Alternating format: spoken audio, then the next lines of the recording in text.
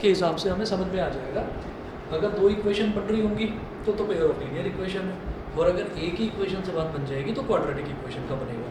तो जरा देखिएगा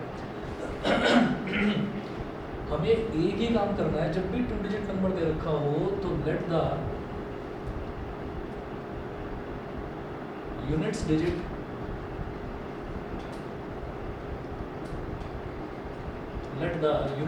be x and the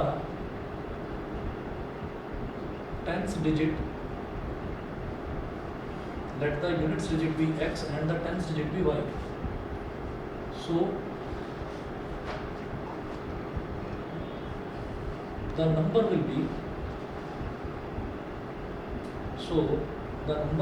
be अब खुद सोच लीजिए, ये यूनिट्स डिजिट है, यहाँ पर यूनिट्स डिजिट क्या थी 3 थी, तो 3 में मैंने 1 मल्टीप्लाई कर दिया था, और टेंस डिजिट क्या थी 4, 4 में 10 मल्टीप्लाई कर दिया था, और दोनों को ऐड कर दिया था। वही काम अब करेंगे।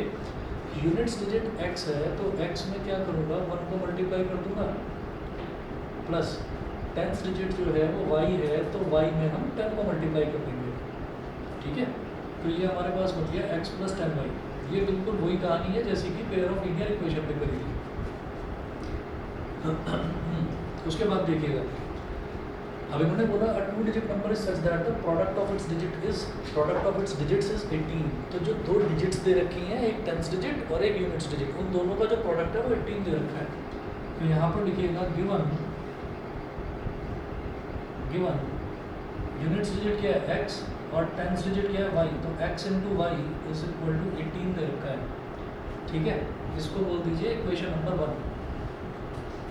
उसके बाद देखिए फिर वो बोल रहे हैं when 63 is subtracted from the number the digits interchange their places। तो डिजिट्स जब अपना प्लेस इंटरचेंज कर लेती हैं तो क्या होता है कि टेंस डिजिट तो बन जाता है यूनिट्स डिजिट, और यूनिट्स डिजिट बन जाता है टेंस डिजिट। तो करके देखो, डिजिट्स अगर अपना प्लेस इंटरचेंज करने, तो अगर मुझे नंबर पता है जैसे 43 है, तो मैं जानता हूँ कि अगर इसको इंटरचेंज कर दिया जाए तो ये 34 बन जाएगा। जरा इस तरीके से भी करके देखो, हमने 3 में क्या मल्टीप्लाई करा था 1, अब कर दो 3 में 10 मल्टीप्लाई।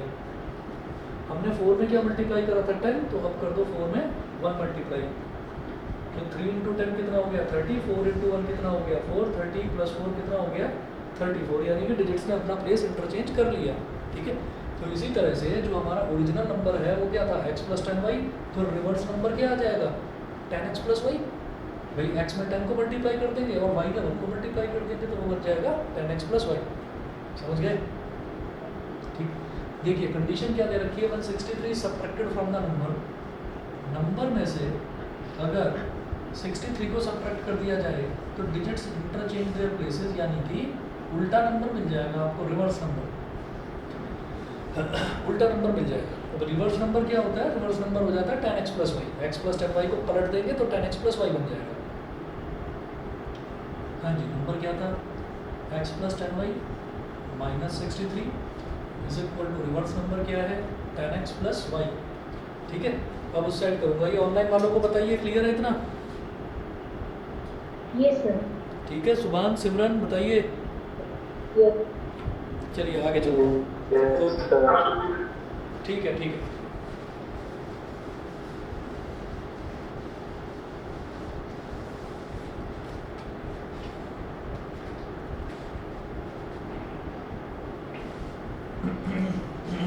अब देखिएगा, अब क्या करना है कि जितने भी x और y वाले टर्म्स हैं सबको लेफ्ट हैंड साइड में ले आओ, और जो कांस्टेंट नंबर है उसको राइट हैंड साइड ले आओ। तो ये क्या हो जाएगा x + 10y था ना, और ये सारी चीज़ें इधर ले आओ लेफ्ट हैंड साइड में, तो ये हो जाएगा -10x - y, और -63 उधर जाकर हो जाएगा प्लस का 63। x - 10x क्या बन जाएगा माइनस का 9x, 10y - y कितना बन जाएगा प्लस का 9y इज इक्वल टू 63। अब हम क्या करेंगे कि यहाँ से आप 9 ले लो कॉमन, चाहो तो -9 भी ले सकते हो, मर्जी आपकी। तो 9 कॉमन लिया तो क्या बचा -x, 9y में से 9 कॉमन लिया तो क्या बचा प्लस का y is equal to 63। 9 × 9, 9 × 7 = 63 -x plus, अब असली चीज़ अब समझ में आएगी कि पेयर ऑफ लीनियर इक्वेशन होती तो दो इक्वेशन बनती। दो इक्वेशन तो बनने का कोई सवाल ही नहीं है, और कोई कंडीशन नहीं दे रखी है। जो दूसरी कंडीशन गिवन है वो है x × y = 18, यानी कि product of the digits is equal to 18। तो y को क्या लिख सकता हूँ 18/x, x into Y is equal to 18 है तो y को लिख सकते हैं 18/x। तो मैं क्या करूँगा, ये जो माइनस एक्स है इसको तो ऐसे ही लिखा रहने दो और y की जगह लिख दो 18/x इज इक्वल टू 7। अब क्या करिए एलसीएम ले लीजिए, x इंटू माइनस एक्स कितना हो गया minus X square plus 18/x is equal to 7, ठीक है। माइनस एक्स स्क्वायर प्लस 18 और x इधर चला जाएगा तो कितना हो जाएगा 7x, इसको इधर ले आओ, minus X square minus 7x plus 18 is equal to 0। हमें थोड़ा सा अजीब लगता है जब एक्स स्क्वायर के साथ में नेगेटिव टर्म लिखा रहता है, तो हम क्या करेंगे, हम -1 कॉमन ले लेंगे इसमें से ताकि ये हमारा पॉजिटिव बन जाए। तो हमने यहाँ से -1 ले लिया कॉमन, ये बन जाएगा x। पॉजिटिव में कन्वर्ट करेंगे तो मतलब आंसर गलत होगा, तो भी आंसर बिल्कुल ठीक आएगा। मैं तो खुद बता रहा हूँ कि अगर एक्स स्क्वायर के साथ नेगेटिव लिखा रहता है तो थोड़ा सा अजीब सा लगता है, बस और कुछ नहीं, ठीक है, और कोई बात नहीं। मतलब वो पॉजिटिव रहता है तो वही वाला अंतर है कि अगर ताजमहल लिखते हैं तो अच्छा लगता है, लेकिन द ताजमहल लिखते हैं तो थोड़ा ज़्यादा अच्छा लगता है। तो वो पॉजिटिव रहता है तो थोड़ा ज़्यादा अच्छा लगता है, और कोई बात नहीं, ठीक है, आपकी मर्जी है, आप नेगेटिव लेकर भी कर सकते हैं, कोई प्रॉब्लम नहीं। तो एक्स स्क्वायर है प्लस 7x है और माइनस 18 है is equal to 0। X square plus 7x minus 18 और ये -1 यहाँ 0 के नीचे चला जाएगा तो ये 0/-1 0 ही बन जाएगा। हाँ जी बताइए, इसके मिड टर्म स्प्लिटिंग क्या हो सकती है? 2x plus 9x. कितना? 9x minus 2x. Minus 9x minus 2x. 9x minus 2x, क्योंकि 9x माइनस 2x करेंगे तो प्लस का 7x आ जाएगा और 9 इंटू -2 करेंगे तो -18 है, ठीक है। तो ये हमारे पास हो गया x square plus 9x minus 2x और माइनस का 18 इज इक्वल टू 0, ठीक है। अब आप ये देखिए, ये जो पहले दो टर्म्स हैं इसमें से क्या कॉमन आ सकता है, x कॉमन लिया तो इधर बचेगा x प्लस 9।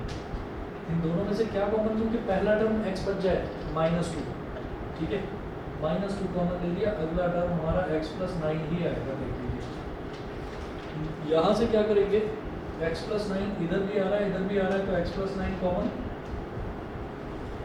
जब x प्लस 9 कॉमन तो इधर क्या बचा x और इधर क्या बचा -2 इज इक्वल टू 0। अब either x plus 9 is equal to 0 और x minus 2 is equal to 0। जब x plus 9 is equal to 0 है तो x की वैल्यू आ जाएगी -9 और जब x minus 2 is equal to, हाँ जी बोलिए। तो ये जो हम x स्क्वायर को नेगेटिव ना रखने के लिए उसे -1 को बाहर ब्रैकेट में ले लेते हैं, हाँ ये करना जरूरी होता है? ये ज़रूरी नहीं है, मैं आता हूँ अभी इस चीज़ पर भी। ये ज़रूरी नहीं होता, ये तो मैंने ऐसे कर दिया। अब सोचो कि अगर ऐसा हम ना करते तो, अगर हम नेगेटिव कॉमन नहीं लेते तो क्या होता, रिजल्ट तब भी यही आता। करके बताता हूँ कैसे। पहले ये बताइए, x की वैल्यू -9 और x की वैल्यू 2 समझ में आ गया, ठीक है। अच्छा, जब भी हमसे कोई 2 डिजिट नंबर बोला जाता है तो हम ये कहते हैं कि थोड़ा सा, जब इन्होंने कंडीशन ऐसी दी है कि नंबर में से 63 को सब्ट्रैक्ट करना है तो उसका रिवर्स नंबर आ जाएगा, तो हम कोशिश ये करते हैं कि पॉजिटिव नंबर ही लें, हम नेगेटिव नंबर ना लें। तो इस वजह से आइदर दिस और दिस, तो और का मतलब या तो ये ले सकते हो वैल्यू या ये ले सकते हो। तो मैं इसको छोड़ देता हूँ, नेगेटिव वाले को मैं छोड़ देता हूँ। नेगेटिव वाला नंबर वैसे भी थोड़ा सा हमको टफ पड़ेगा, क्यों? क्योंकि वहाँ पर जब नेगेटिव में से जब किसी को सब्ट्रैक्ट करते हैं तो वो ऐड सब्ट्रैक्ट नहीं होता, एक्चुअली में वो ऐड होता है। सोचिए -2 में से अगर आप -9 कर रहे हैं तो -2 -9 बेसिकली वो -11 बन जाता है, वो ऐड होता है, ठीक है। और जब ऐड करते हैं तो वो सब्ट्रैक्ट बन जाता है। -2 + 9 करके देखो तो वो 9 - 2 यानी कि +7 बन जाता है। तो इसलिए जब यहाँ सब्ट्रैक्शन की कंडीशन दे रखी है तो आप ये ना सीधा सीधा सोचो, मतलब पॉजिटिव नंबर को ही लेकर चलेंगे यहाँ पर, नेगेटिव नहीं लेंगे। मैंने इसको छोड़ दिया, x = 2 हो गया। सिंस x = 2, सिमरन अभी ये वाला भी बताता हूँ, मैं सभी को बताऊँगा अभी ये वाला, ध्यान दीजिएगा। पहले क्वेश्चन पूरा सॉल्व कर लेते हैं। सिंस x = 2, देयरफॉर, हाँ जी, y की वैल्यू क्या थी 18/x 18/x तो क्या हो गया 18/2, 2 1 2, 2 9 18, तो y की वैल्यू 9 आ गई। So the required number is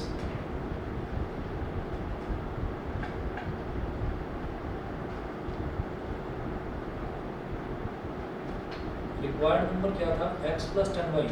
हाँ जी, x क्या है 2 + 10y यानी कि 10 × 9, तो 10 9 90 हो गया, 2 + 90 कितना हो गया 92। तो हमको जो नंबर चाहिए वो 92 है। ठीक है, चलिए जी, जब ये हमारे पास आ गया, अब मैं वापस आता हूँ। ये तो हमारे पास 92 आ गया। अब मैं वापस आता हूँ कि अगर मान लीजिए मैं इसी इक्वेशन को लेकर चलता, मैं यहाँ से नेगेटिव कॉमन ना लेता तो क्या होता। देखिए क्वेश्चन तो यहाँ पर सॉल्व हो गया। उस क्वाड्रेटिक इक्वेशन को देखेंगे कि जैसे -x² है, -x² का मतलब -1x²। ठीक है,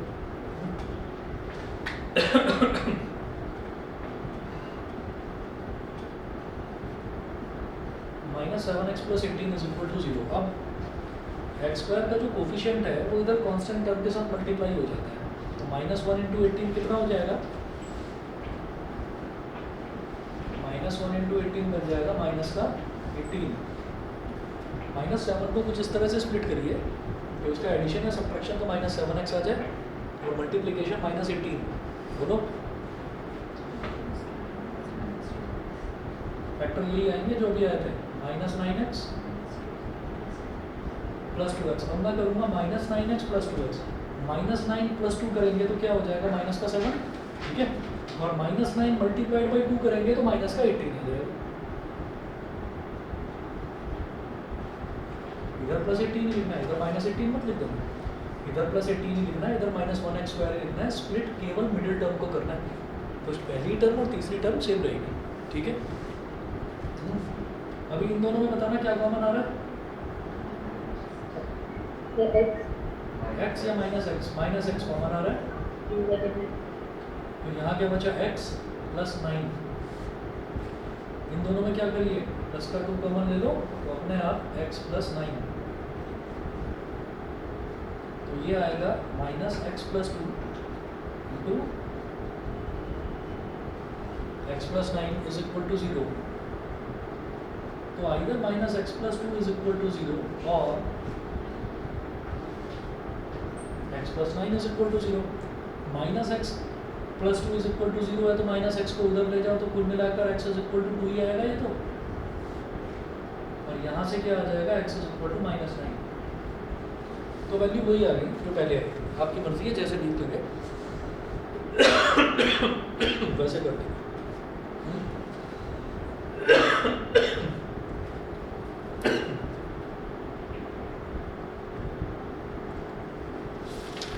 इसके जैसे ये क्वेश्चन और करेंगे। एग्जांपल नंबर 1 नोट करिए।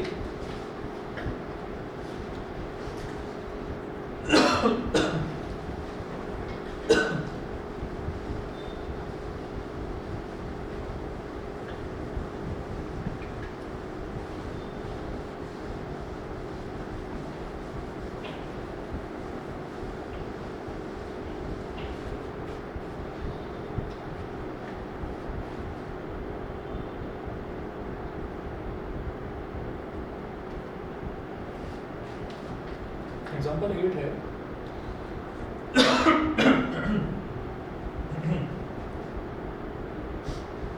A two-digit number is such that the product of the digits is 14.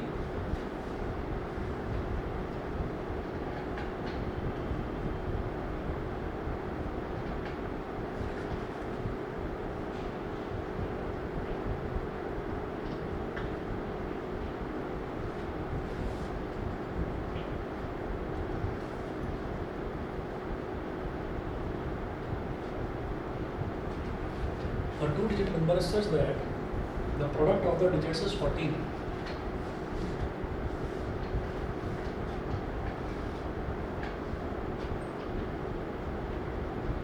Full stop. When 45 is added to the number,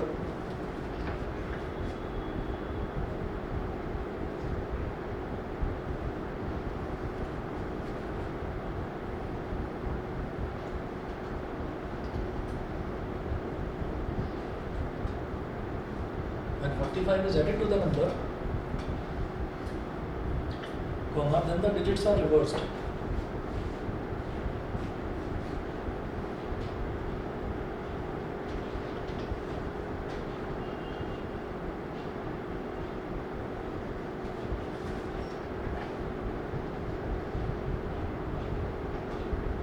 Then the digits are reversed. Full stop. Find the number.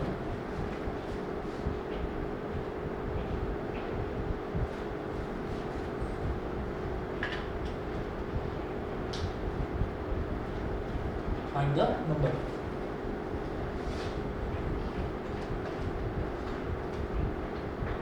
A two-digit number is such that the product of the digits is 14. तो जैसे इससे पहले वाला question था कि product of the digits is 18 था, यहाँ पर क्या product of the digits is 14. तो let the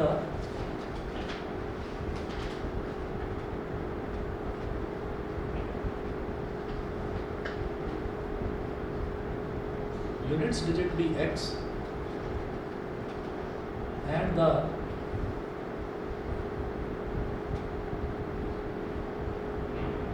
let the units digit be x and the tens digit be y. तो नंबर क्या हो गया यहाँ पर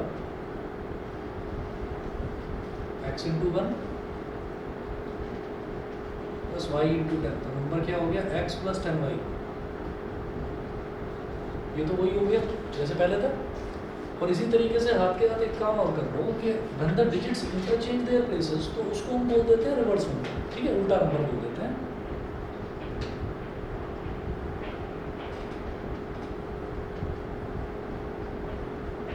तो रिवर्स नंबर हो जाएगा 10x प्लस y.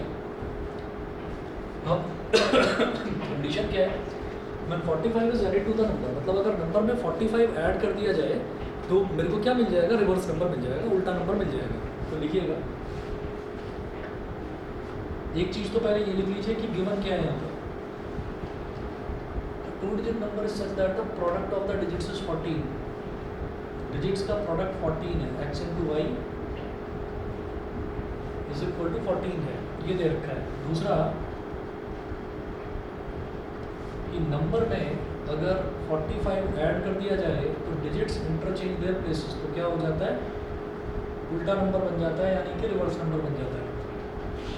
अब नंबर क्या है, x plus 10y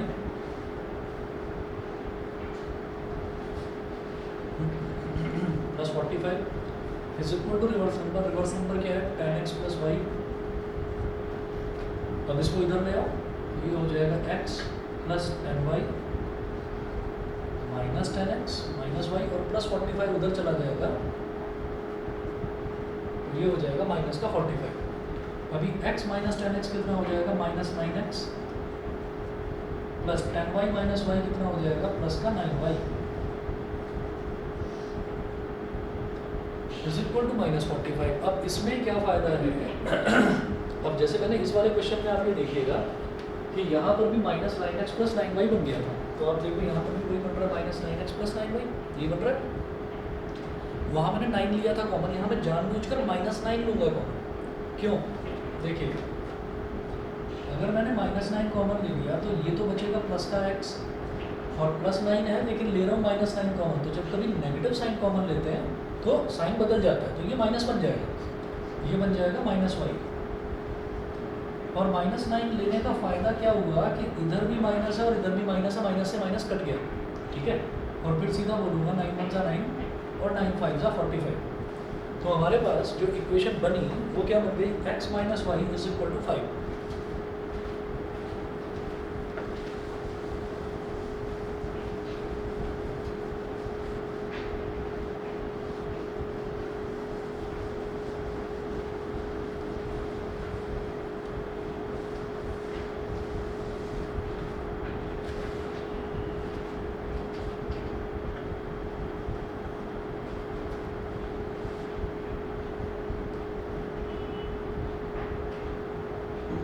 x minus y is equal to 5. अब x को एज इट इज छोड़ दो, और जो ये y है, y क्या हो जाएगा, 14 अपॉन x.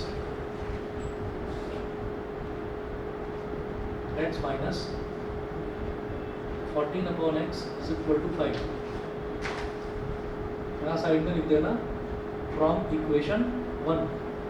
मैंने y की वैल्यू जो 14/x लिखी है ये मैंने इक्वेशन नंबर 1 की हेल्प से लिखी है। इक्वेशन 1 ये है x × y = 14, गिवन कंडीशन है ये। ठीक है, इसके बाद देखिएगा x × x क्या हो जाएगा, x² - 14/x = 5। इसको इधर ले जाओ, x² - 14 और x × 5 कितना हो जाएगा, 5x। 5x को इधर ले आओ, x² - 5x - 14 = 0। बताओ भाई, mid term splitting. Sir -7x -7x + 2x। -7 और +2 करेंगे तो क्या बन जाएगा, -5, और -7 × +2 करेंगे तो बन जाएगा -14। ठीक है, तो x² - 7x + 2x - 14 = 0। समझ तो रहे हैं ना सभी। तो इन दोनों में क्या कॉमन आ जाएगा, x। यहाँ क्या बचेगा, x - 7, और 2x - 14 में क्या कॉमन आ जाएगा, 2। तो यहाँ पर भी बचेगा x - 7 = 0। इधर भी x - 7, इधर भी x - 7। तो x - 7 ले लिया कॉमन, इधर क्या बचेगा, x,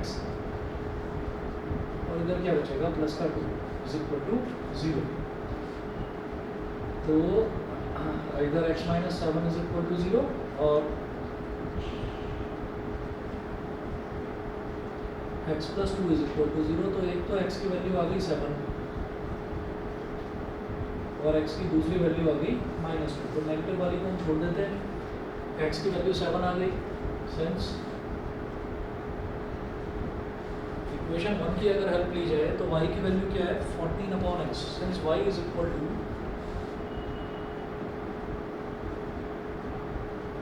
14/x, तो 14/x कितना है, 7। 7 × 7, 7 × 2 = 14। x की वैल्यू 7, y की वैल्यू 2। ये हो गया। ठीक है, तो नंबर क्या है, therefore required number is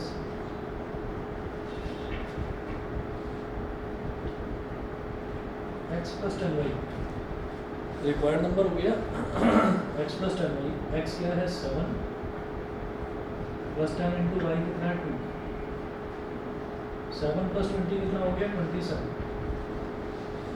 और कई बार ऐसा लगता है कि पता नहीं हमने ठीक करा है, गलत करा है, कहीं कुछ गलत तो नहीं आ गया। तो 27 कंडीशन क्या दे रखी है कि अगर इस नंबर में 45 ऐड कर दिया जाए तो डिजिट्स इंटरचेंज देयर प्लेसेस। तो 27 में 45 ऐड करोगे तो 72 ही बनेगा। ठीक है, करके देख लीजिए, 27 और 45, 45 और 7 कितना हो गया, 52, 52 और 20 72 हो गया। ठीक है, चलिए जी, तो ये तो हुए हमारे नंबर्स वाले क्वेश्चन। और इसके बाद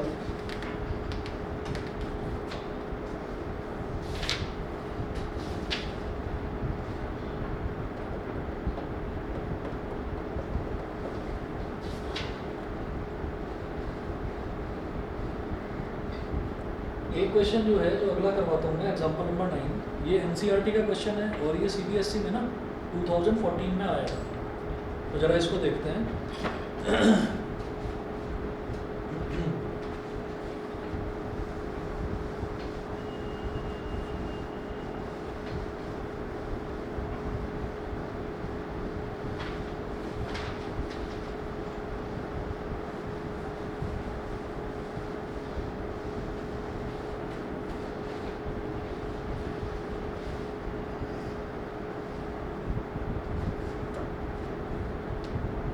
example number 9।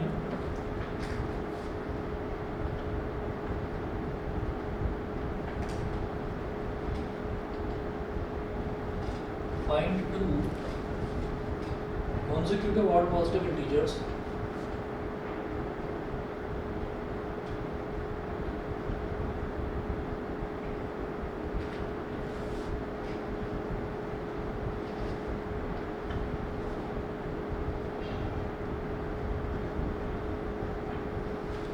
find 2 consecutive odd positive integers, comma, sum of whose squares is 290.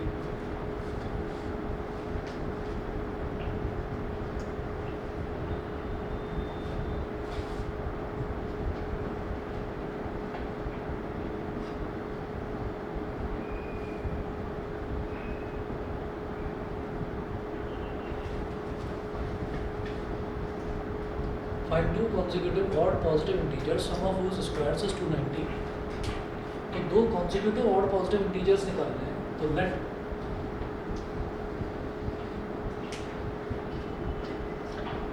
The two odd consecutive positive integers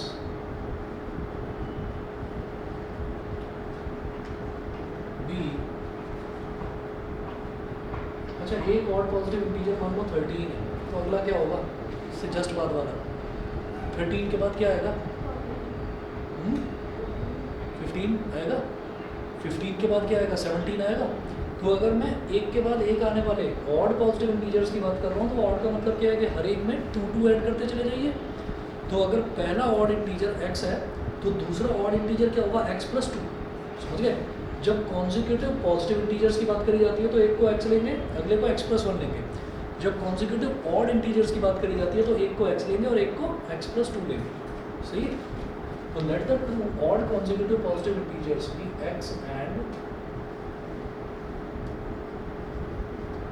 x + 2। एक को x ले लिया और एक को ले लिया x + 2।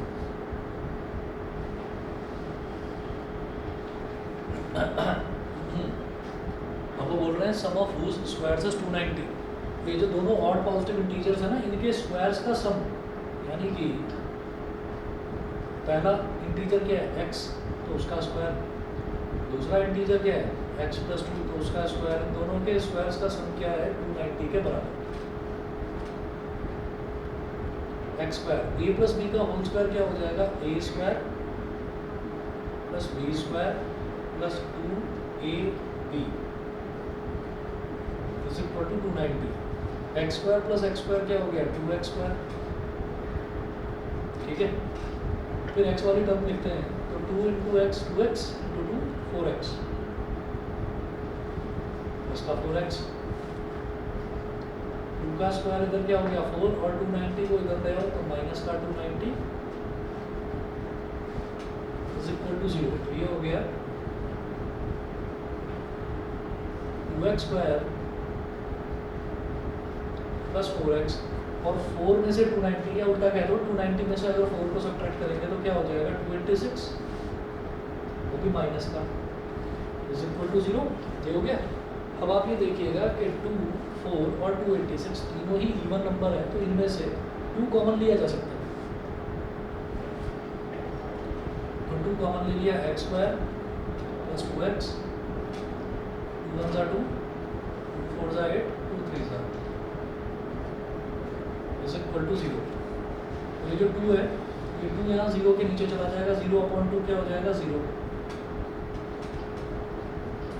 x² + 2x - 143 is equal to 0। अब आप ये देखिएगा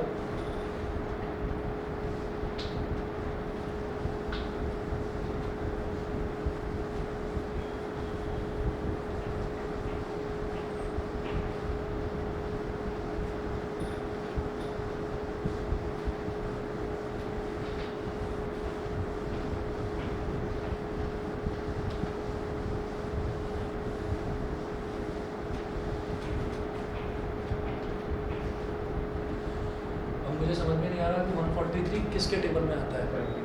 13 11 सा 13 10 सा 130 है ना, 13 10 सा 130 और 13 11 सा क्या हो जाएगा 143। भाई 11 सा करके देखिए ना क्या हो जाएगा। आप 130 में सिर्फ 13 ही तो ऐड करना है तो 143 आ जाएगा। तो 13 को 11 में मल्टीप्लाई करेंगे तो 143, और 13 में से 11 सब्ट्रैक्ट कर देंगे तो प्लस का 2x। ठीक है, तो ये हो गया x² + 13x - 11x - 143 is equal to 0। पहले दो टर्म्स में से x ले लिया कॉमन, तो इधर बचा x + 13। इन दो टर्म्स में से ले लो -11 कॉमन, तो ये बचेगा x + 13। ठीक है, इतना करने के बाद में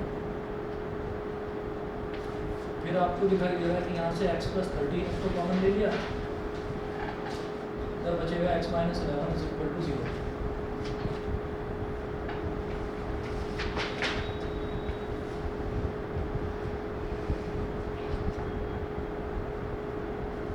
x plus 13 is equal to 0 और x minus 11 is equal to 0.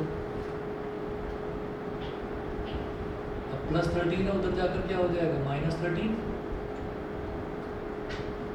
इसको तो लेंगे नहीं. To consecutive odd positive integers, पहले ही उन्होंने बोला positive integer,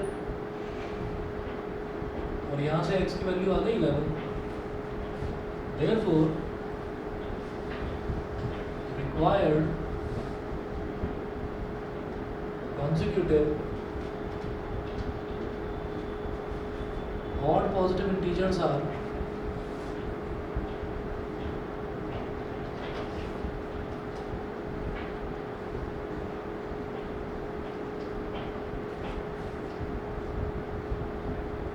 x is equal to 11 and x plus 2 is equal to 13. क्या क्या हो गया 11 और 13.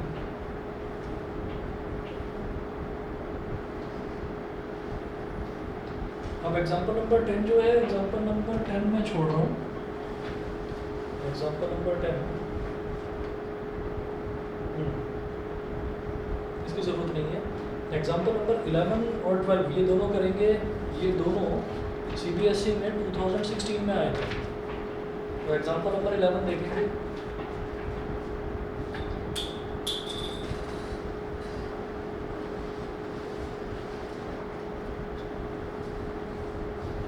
The denominator of a fraction is 1 more than twice the numerator.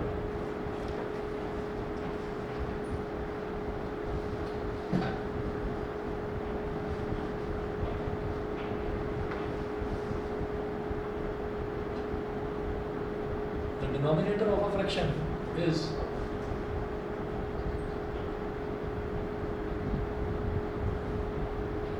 one more than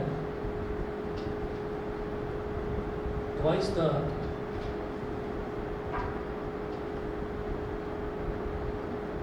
denominator of a fraction is one more than twice the numerator full stop if the sum of the fraction and its reciprocal.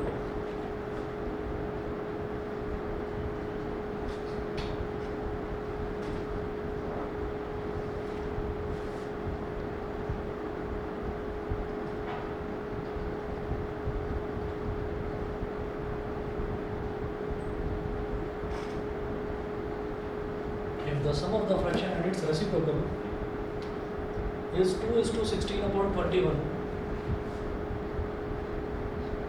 is 2 is to 16 upon 21 comma find the fraction.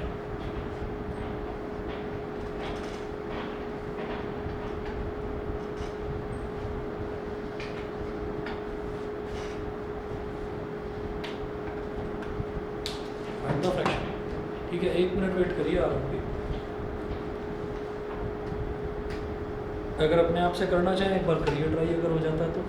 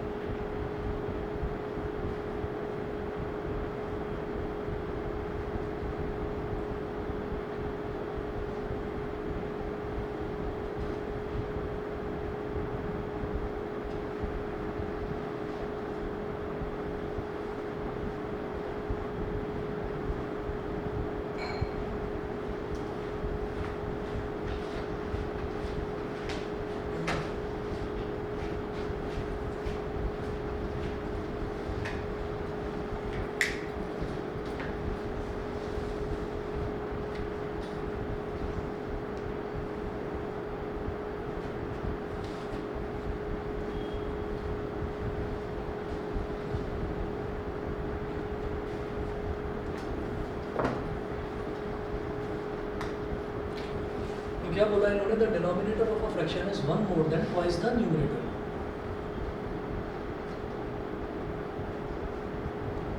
तो denominator के बारे में explain करा है कि denominator क्या है किसी भी फ्रैक्शन का, वो न्यूमरेटर के दुगने से एक ज़्यादा है। तो न्यूमरेटर को क्या मान लो, न्यूमरेटर को एक्स मान लो, ठीक है। आप क्या कहें, let the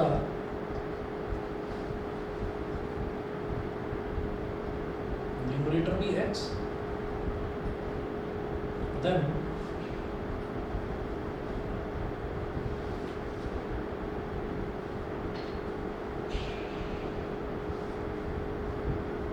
late the numerator be x. तो डिनोमिनेटर क्या हो जाएगा, क्या बोला, the denominator of a fraction is 1 more than twice the numerator. तो न्यूमरेटर के ट्वाइस का, न्यूमरेटर का ट्वाइस क्या हो गया 2x, इससे एक ज़्यादा है तो ये डिनोमिनेटर हो गया।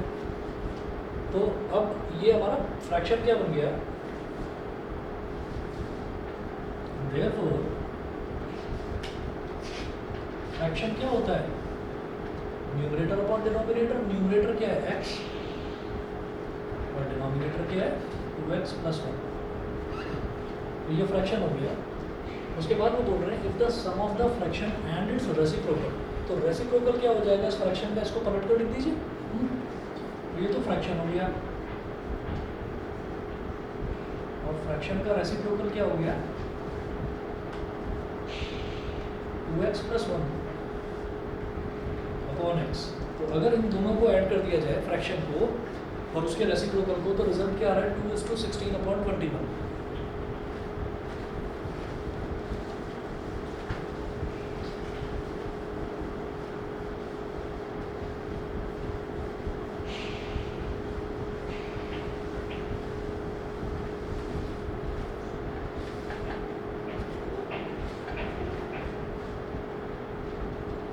तो गिवन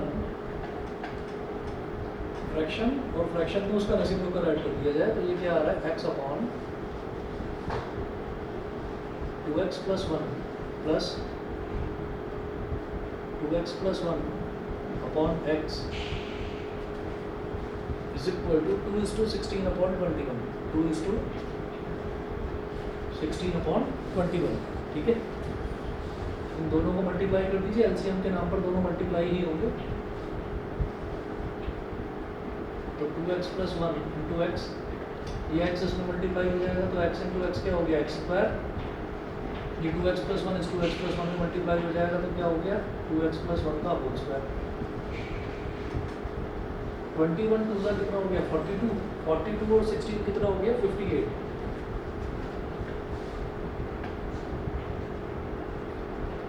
58 अपॉन 21 एक्स स्क्वायर। इधर a प्लस बी का होल स्क्वायर का फॉर्मूला लगाओ तो 2x का होल स्क्वायर प्लस 1 का square plus 2 into 2x into 1। Denominator में क्या होगा 2x इंटू एक्स क्या हो गया 2x square plus 1 into x क्या हो गया x is equal to 58 upon 21। Online वालों को समझ में आ रहा है कि नहीं, बताइए भाई। Yes sir. चलिए ठीक है, अब देखते हैं आगे। ये हो गया एक्स स्क्वायर प्लस 2x का होल स्क्वायर क्या होगा 2 का स्क्वायर 4 और x का स्क्वायर x स्क्वायर, तो 4x स्क्वायर प्लस 1 प्लस 2 2 जा 4x। न्यूमरेटर तो ये आ गया और डिनोमिनेटर आ गया 2x स्क्वायर प्लस x।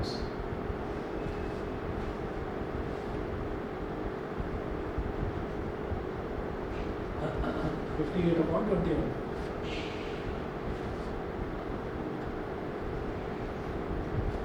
अब ये वाला टर्म तो इधर मल्टीप्लाई हो जाएगा क्रॉस मल्टीप्लिकेशन, और ये 21 इधर मल्टीप्लाई हो जाएगा। तो लिखिएगा 58 into 2x square plus x is equal to 21 into x square plus 4x square क्या हो गया 5x square plus 4x plus 1 x square plus 4x square हो गया 5x स्क्वायर प्लस 4x पहले लिख दिया और प्लस 1 यहाँ पर लिख दिया, ठीक है। अब आप क्या करिए, अब इनको एक्सपेंड कर लीजिए। 58 टू ज़ा कितना हो जाएगा 116, 116 एक्स स्क्वायर। 58 इंटू एक्स कितना हो गया 58 एक्स। 21 इंटू 5, 5 1 ज़ा 5, 5 2 ज़ा 10, 105 एक्स स्क्वायर। 21 4 ज़ा 4 1 ज़ा 4, 4 2 ज़ा 8, 84 एक्स। 21 1 ज़ा 21। अब जितना भी है सब कुछ लेफ्ट हैंड साइड में लेकर आ जाओ। 116 x square minus 105 x square plus 58 x minus 84 x, और ये प्लस 21 इधर आकर क्या हो जाएगा माइनस का 21 इज इक्वल टू 0।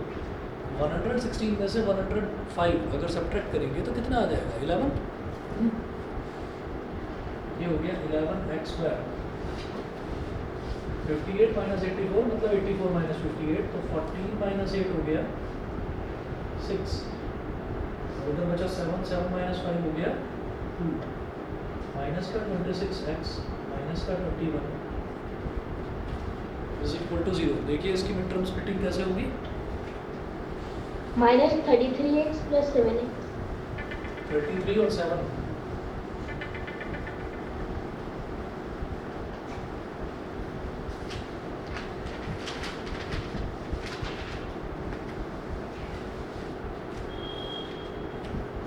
देखिए कैसे करके देखा कि इधर एक्स स्क्वायर का कोफिशिएंट 11 है और कांस्टेंट टर्म 21 है, माइनस का 21।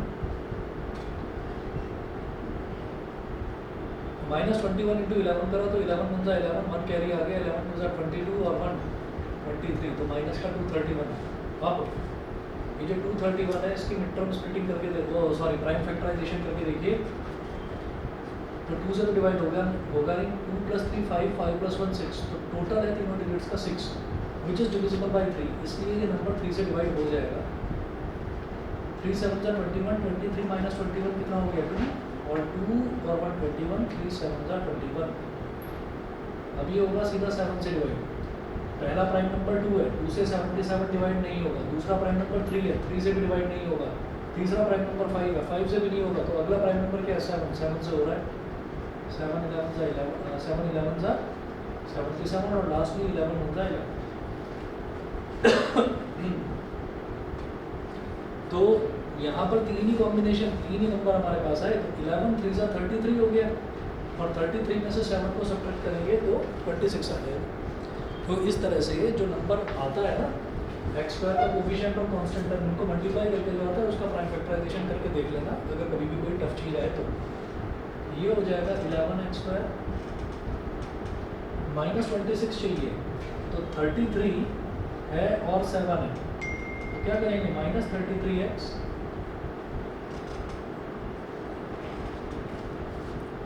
प्लस 7x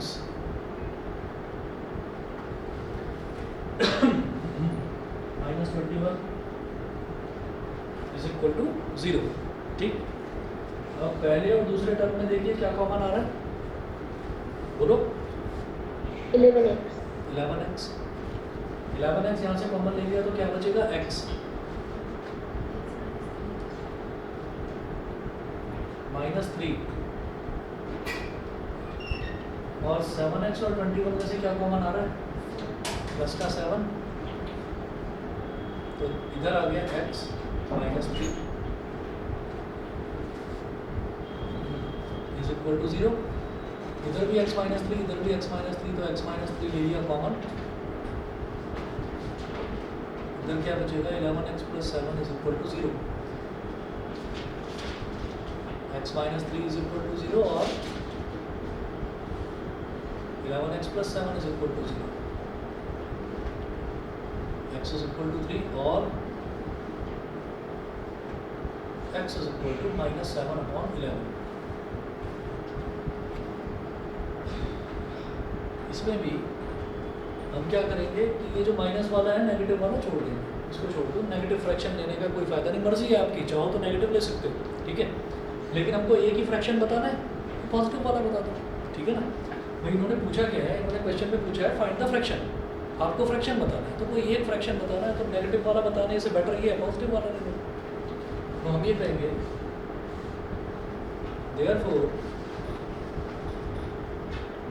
अगर नेगेटिव बताए तो भी आंसर सही है, कोई दिक्कत नहीं। Required fraction will be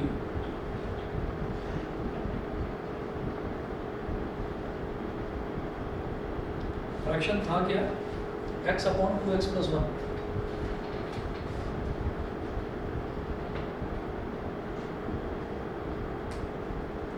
x कितना है 3 अपॉन 2 इंटू 3 प्लस 1 कितना हो गया 3 अपॉन 7। 3 अपॉन 7 ठीक है। बताइए भाई क्लियर है ऑनलाइन वालों को? Yes sir. चलिए उसके बाद जो है इसमें एक टाइप के जो आपके क्वेश्चन हैं वो तो टाइम एंड डिस्टेंस वाले हैं और एजेस वाले हैं और टाइम एंड वर्क वाले बड़े इंपॉर्टेंट क्वेश्चन हैं। ठीक है, वो 3 टाइप्स बची हुई हैं। कोशिश करता हूँ कि 2 क्लासेस में, मतलब ये वाला जो वीक है इस वाले वीक में ये मैक्सिमम जो है मैं कोशिश करता हूँ कि ख़त्म हो जाए।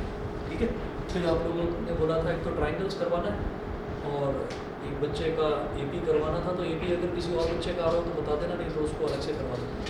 ठीक है, यस सर, मेरा भी आ रहा है।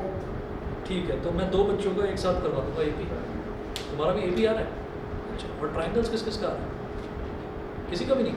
अच्छा, तो दूसरे बैच में ट्राइंगल्स आ रहा है, तो मैं एक काम करता हूँ इस चैप्टर के बाद यहाँ पर एपी करवा दूँगा स्टार्ट। ठीक है सर वो मैंने एक सेक्शन फार्मूला के लिए कहा था। अच्छा हाँ, सेक्शन फॉर्मूला ठीक है करा दूँगा बेटा, वो तो छोटा सा ही है, उसमें कुछ नहीं है, करवा दूँगा।